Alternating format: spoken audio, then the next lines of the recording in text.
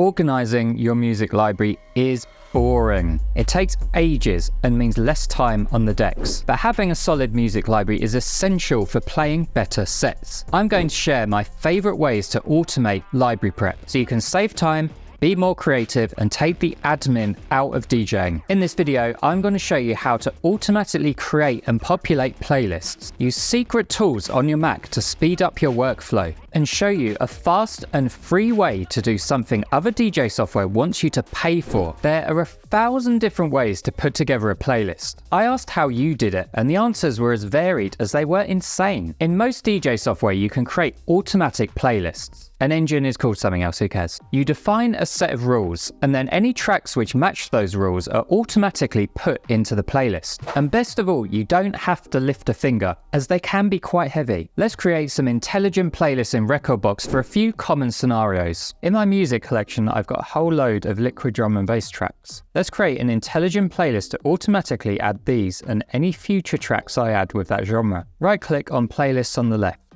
Choose Create New Intelligent Playlist. Give it a name. I'm going to call it Liquid. Because this playlist is going to be pulling in things by genre, we're going to change this first drop-down to genre.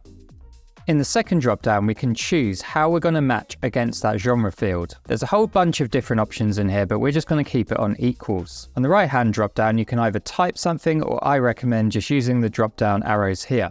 You'll then see a list of all the genres that are in your Rekordbox library. It's a bit of a mess at the minute, but we're going to sort that out later in the video. For now, I know most of my tracks are tagged with this D&B Liquid tag, so that's the one I'm going to select here. I'm just going to click OK, and this playlist should populate. Rekordbox has pulled in all of these tracks that have that tag. Of course, your library tagging needs to be in decent shape for this to work, but don't worry too much if it isn't, because I've got a tip coming up that will help. Another popular way to organize playlists is by vibe. This isn't an out-of-the-box label in most DJ software, so you have to create it yourself. In Rekordbox, you do that with a feature called MyTag. If you don't know how to use MyTag, I've got a full video on it, which I'll link to in the description. As a quick intro, it lets you come up with your own unique way of tagging and categorizing tracks. This lets you do some really powerful stuff. First of all, let's set up our vibe tag. Click on this little tag icon on the right-hand side. I've added a few of my own tags already, but we're going to create one for vibe. I'm going to use this blank other one at the bottom. To rename it, double-click on the title, and then we'll add a couple of different tags.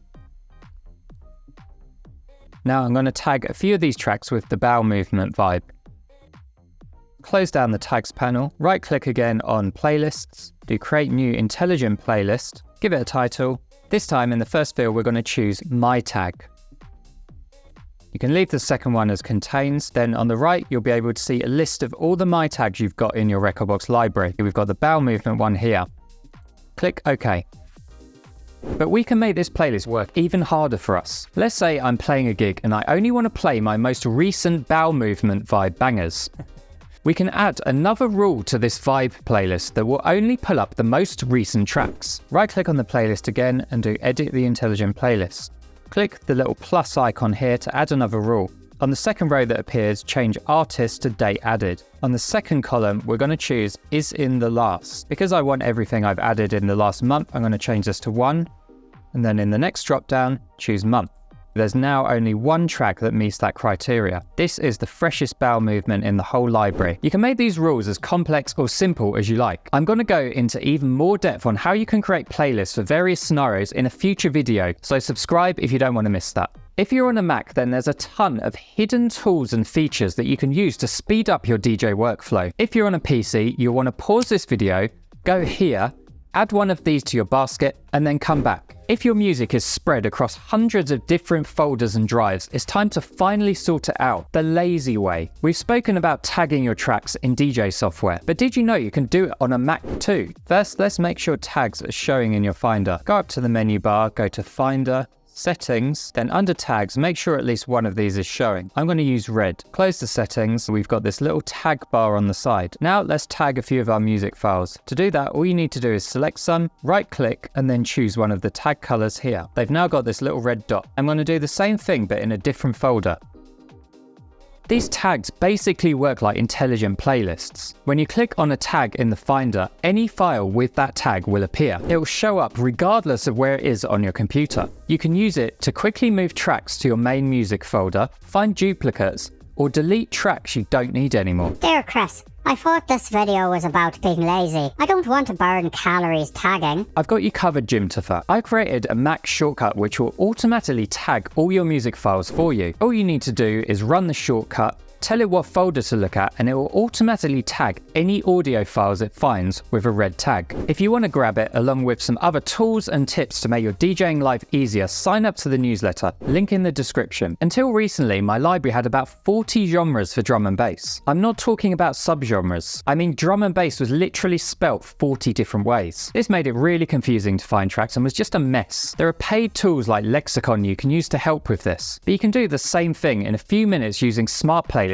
for free. If we look at my Rekordbox library, you can see we've got a whole bunch of tracks with different spellings of drum and bass. I'm going to create an intelligent playlist to tidy this up. One way to do this would be to create rules that match all of these dodgy genres. But a faster way is to create rules that exclude the tracks which already have a correct genre tag. That way we'll just be left with the tracks we need to fix. Right click on playlists and do create new intelligent playlist. I'm going to call this genre cleanup. Set the first drop down to genre, then change the second one to the not equals sign. Select one of your correct genres.